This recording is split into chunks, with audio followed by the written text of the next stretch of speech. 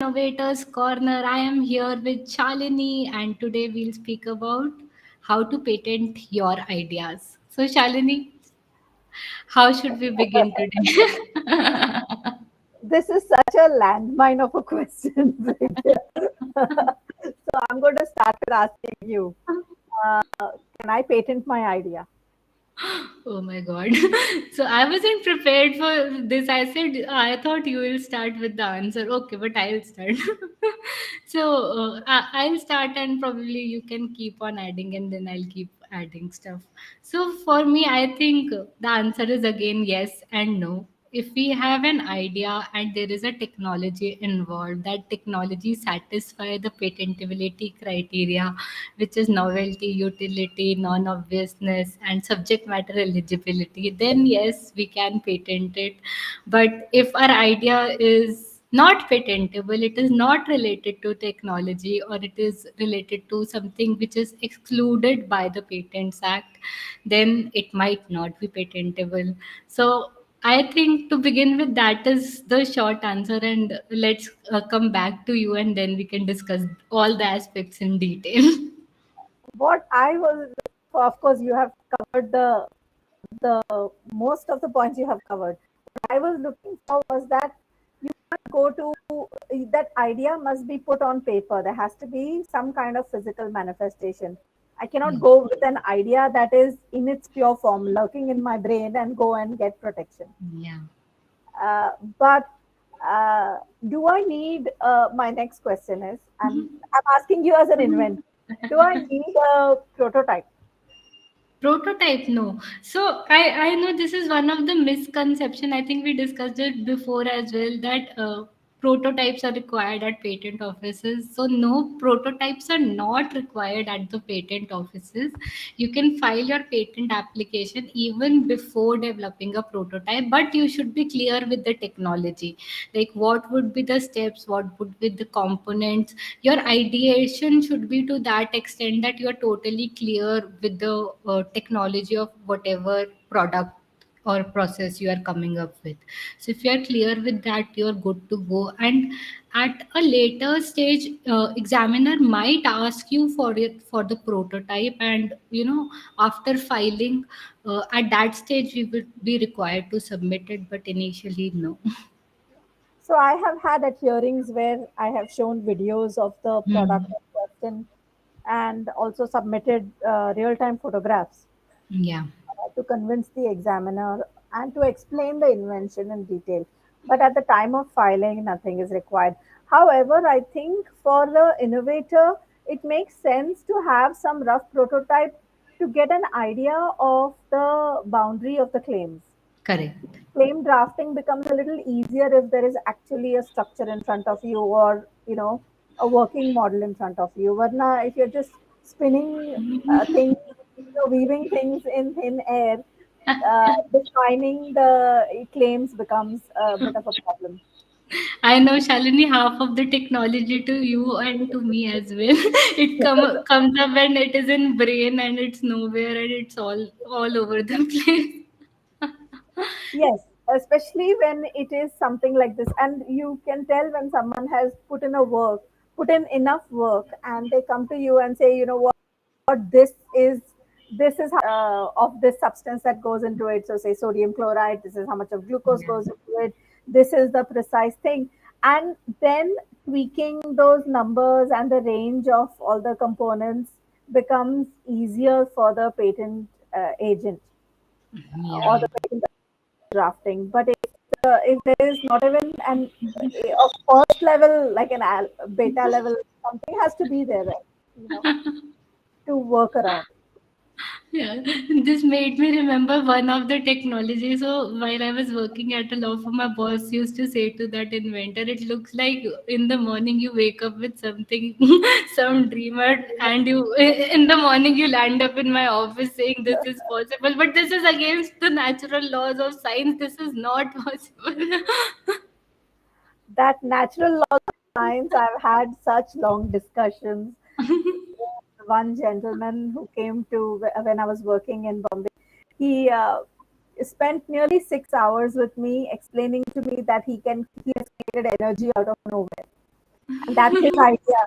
And I kept going, telling him the laws of physics, this is against the law of nature, against the laws of nature. And finally, at the end of the 6th hour, on small voice, he says, we are using solar energy.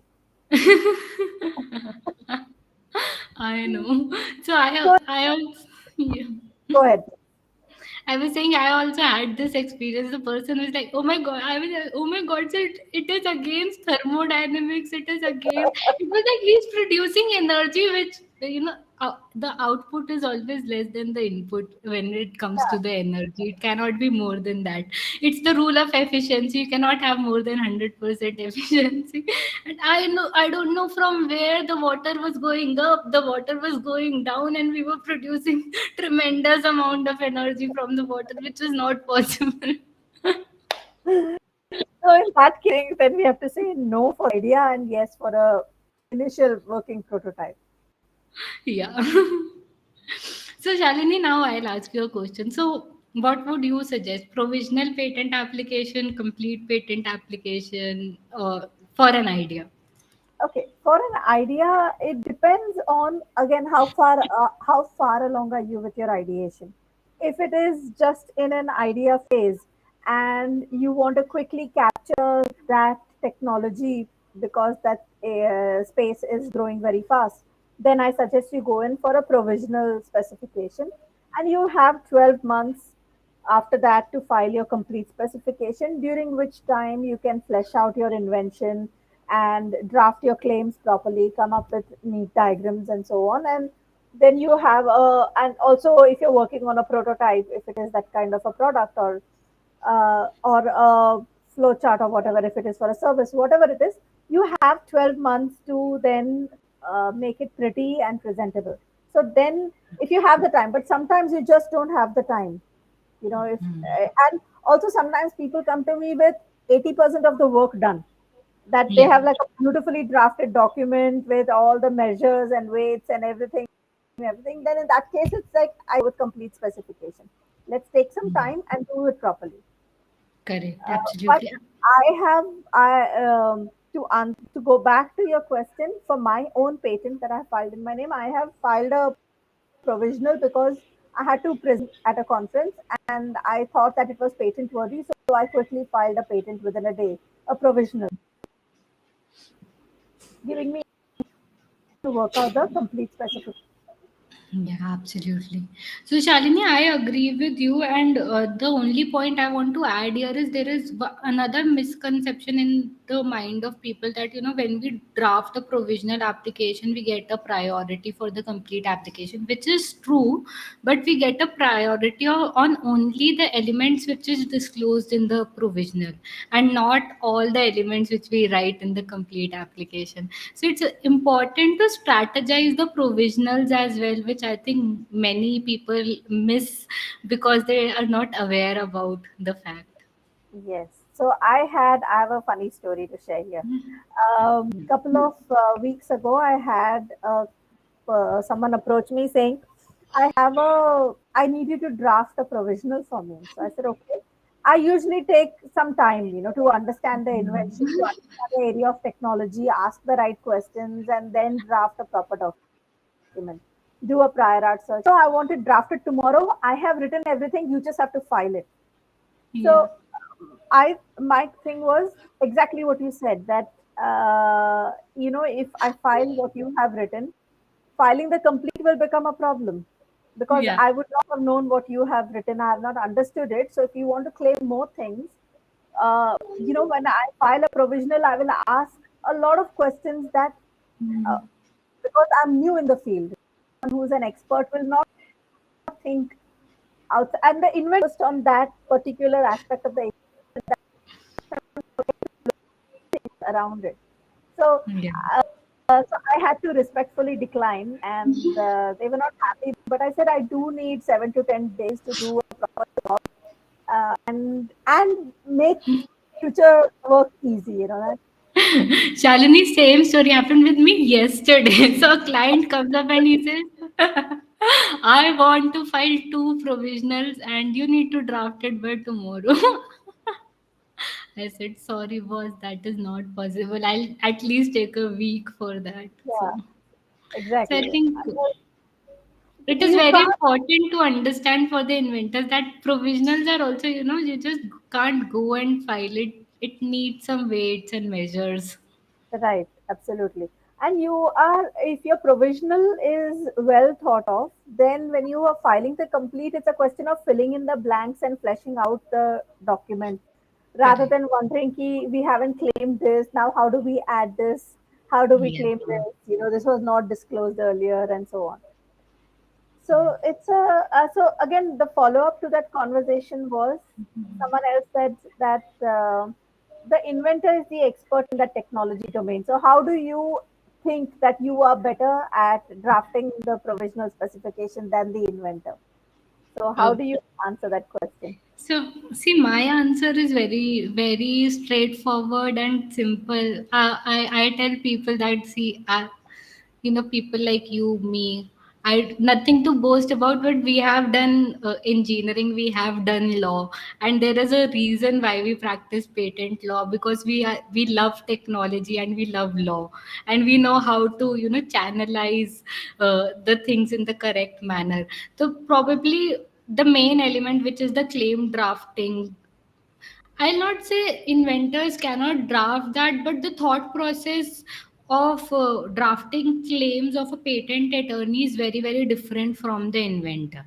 So sometimes you have to make them aware that, our claim should not be too narrow. Otherwise, we cannot stop anybody from infringement if our Correct. claims are too narrow. It should not be too broad. Otherwise, we'll not get any protection. There has to be a right strategy, there has to be a right way. And I'm telling you all this because I dealt with the exact same question today morning. Someone was like, if you have not commercialized any technology or you are not an inventor of any technology, how can you draft in a better manner or commercialize in a better manner? So I say, so my answer to that question is, even big companies, they hire negotiators to negotiate the business deals, and they do not do it themselves. Right. And the reason is because negotiators are experts in negotiating. Absolutely. So I think that argument is really valid, that people who have done law after do studying technology for years, there is a reason why they have done that, and there is a reason why they are practicing or you know taking that career path. Yeah, So and what I is think your take? yeah, so my take again is that because we have the technology background, we are able to maybe not grasp every technology the moment we encounter it, but we have our comfort zones, which Correct. fields we are comfortable with or not comfortable with. Maybe give away pharma, or someone would give away mechanical or something like that. But for the large part, I think our scientific training allows us to embrace an idea and Correct. see what we can do with it in terms of protection. So going Correct. back to our initial our main topic today, that idea to patent, I think Yeah. that that combination of technology and law, and that curiosity that we have, allows us to take an idea and convert it to a patent. Yeah, definitely. I agree with this so much. It's like, oh my God, I love technology, man. You bring anything, I'll understand. And you know what I like? I think that every patent I file, it's like getting one mini degree with it. Yeah. Because we can talk about chemistry, we can talk about wind energy. These are the patents I filed. Something for transporting patients, something for mountaineering, all sorts of interesting things. And I feel so accomplished that I've learned something new. Wow. And this is cutting edge, right? So we are learning something that is happening as we are speaking. Yeah. So it's So, exciting to as have someone they talk say, to every us. day is a school day. So here we have Mitch. Hi, Mitch. It's been a long time. I wanted to say hi to you. So Shalini and audience, Mitch is into metaverse and he's excellent.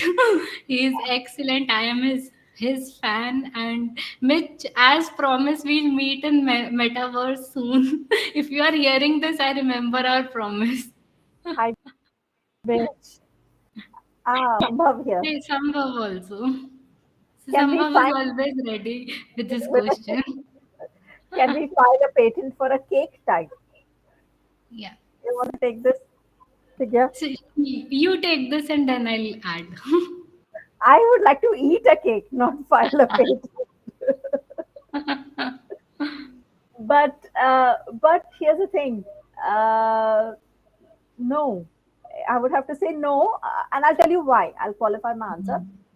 The main requirements for for patentability is that it has to be new or novel, it has to be non-obvious, and it has to be useful or commercially applicable.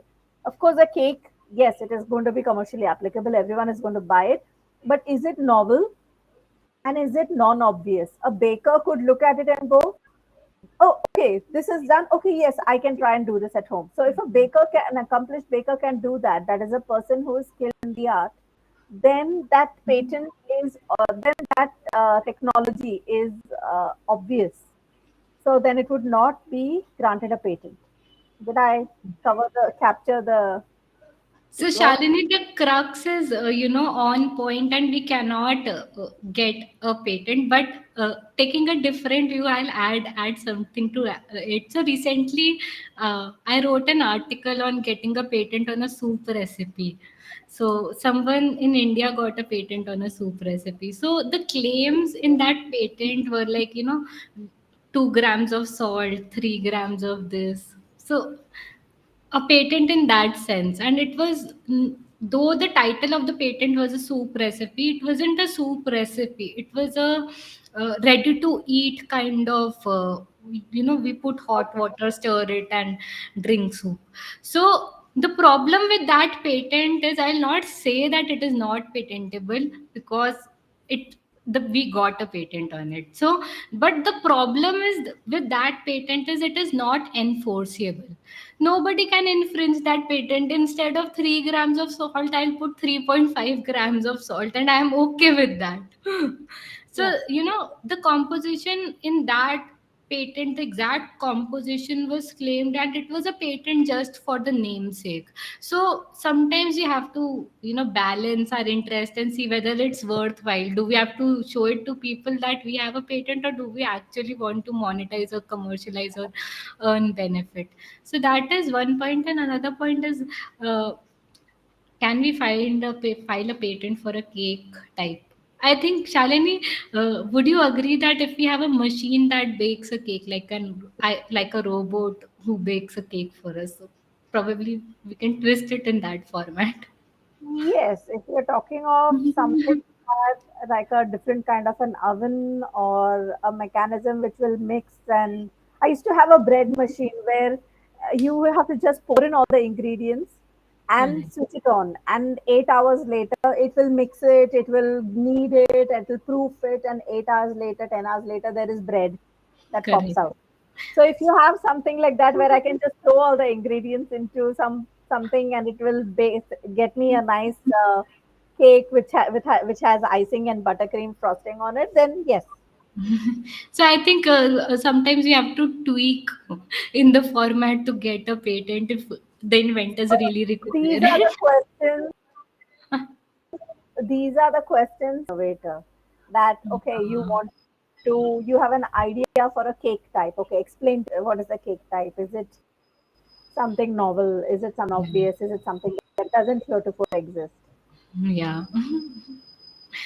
So I think, yeah, that it's the importance of patent attorney comes in that sense. Like Shalini just told, that we ask right questions, and that's how we come to know whether we can get a patent or not. Yes, and I don't know if you have the same experience, but sometimes I end up driving the inventors up the wall with asking, "Can I change this? Can I change that? Where can I extend the pH beyond this? Can I extend the temperature beyond that?" They look at me like, are you a fool? Like, do you not understand that it cannot be done? But it is my job to ask because I need to claim all that. So Apurva says, "Hi, I had a question." So Apurva, see, medicines are very different from food recipes. In food, we have chances of modifying the ingredients, but in medicines we do not have that chance, because in medicines the quantity has to be appropriate for the medicine to work appropriately. But in food recipe, it is not the case. Even zero point 0.5, 0.25, I think if you put a little bit of salt extra or a sugar, you know, why, with Yeah. minute changes, it is not infringement, and it's very easy to go. Just add another ingredient in the same recipe and you are not infringing.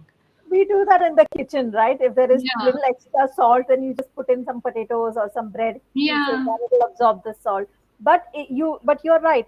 In these chemically 1 gram of ingredients in a pharmaceutical product, so there we will correct, not play around with the ingredients like that.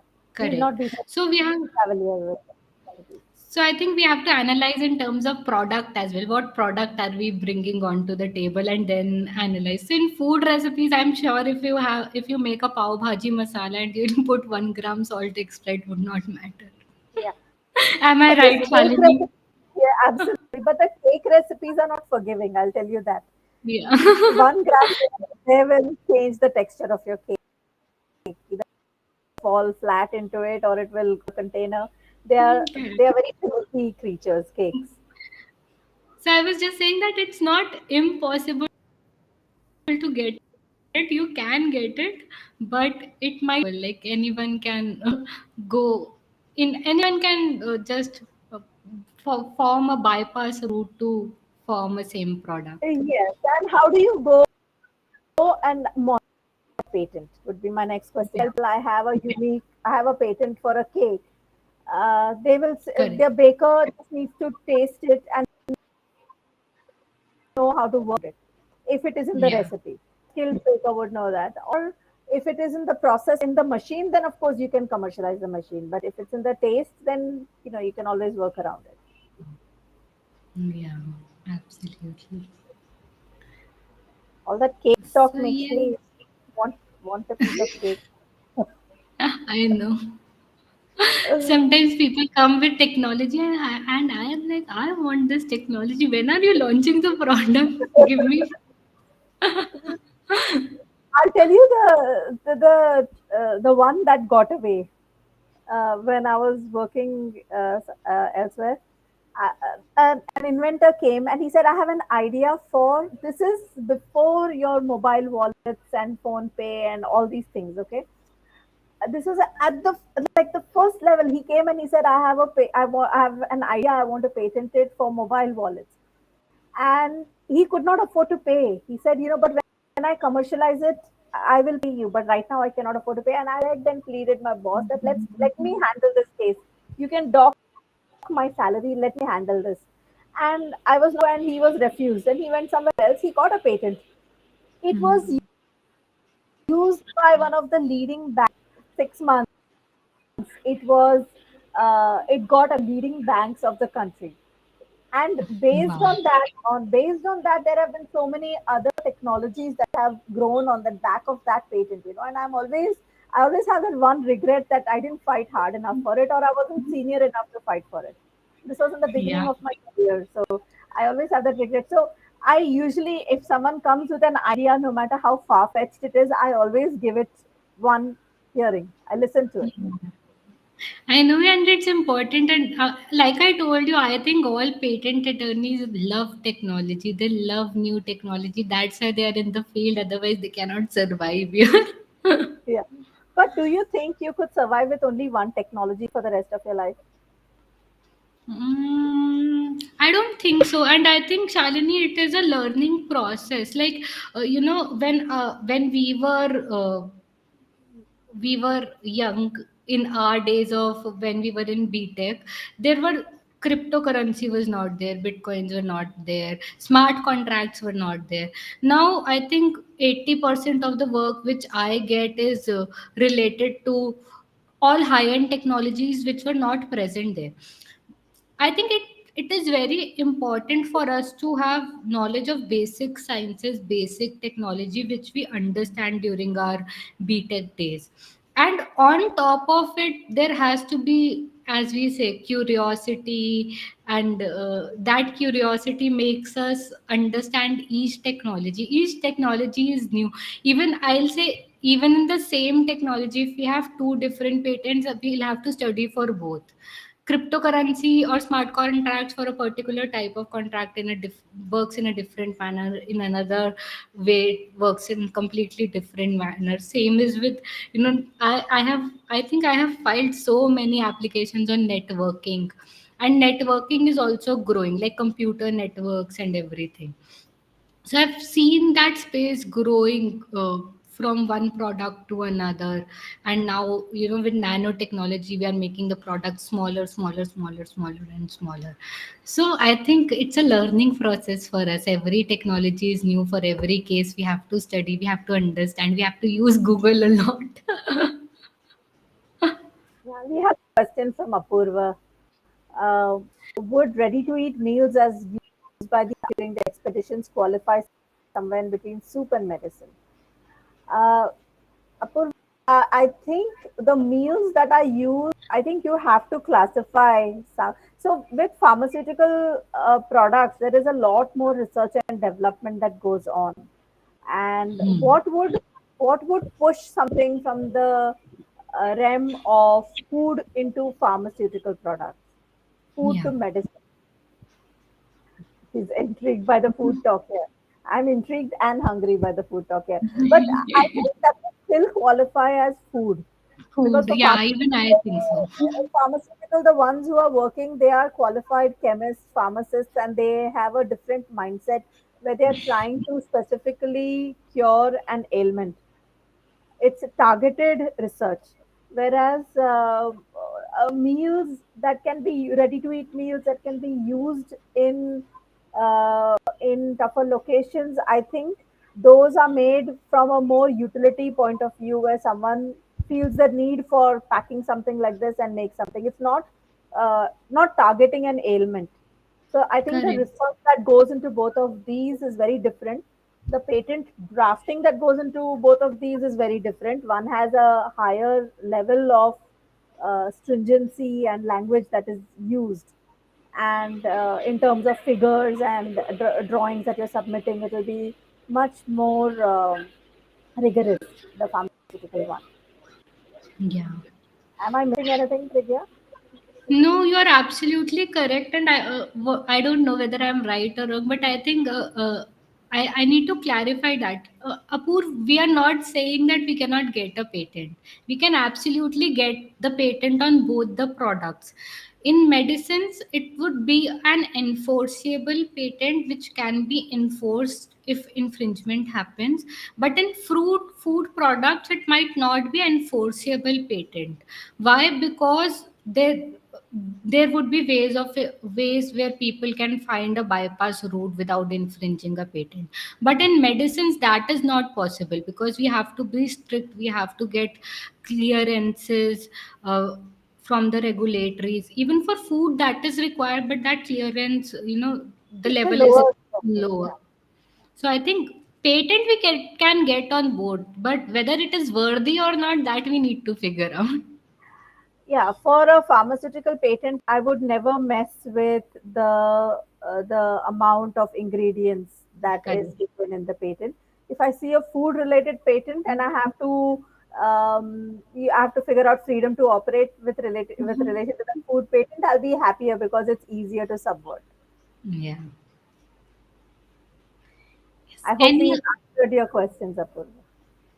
Yeah. So it's 8 and it's time to wrap up. So, Shalini, any last words? How was the session today? I think the session was good. I think we are clarifying a lot of concepts which I think we ourselves had when we were just starting out in our careers. Correct. So as lawyers, and then of course if we have it, then someone who's coming to us to get a patent drafted will also have similar questions. So I think we are hitting the right questions. And of course, if someone has and we've had quite an interesting Q&A session on the side here. I Yeah. wish, I'm looking forward to more such questions and more such topics. Yeah. Thank you, everyone. Let's meet next Tuesday. Till then, take care, stay safe. Bye bye. Bye. I'm going to have some cake.